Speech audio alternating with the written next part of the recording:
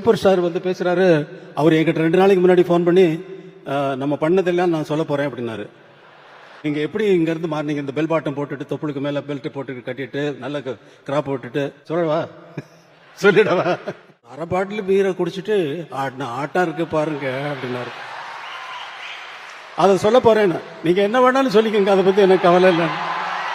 அது மகேந்திர சார் வந்து ட்ரிங்க்ஸ் எடுத்தோம். இவர்கிட்ட கேட்டோம், சுவாமி சார் என்ன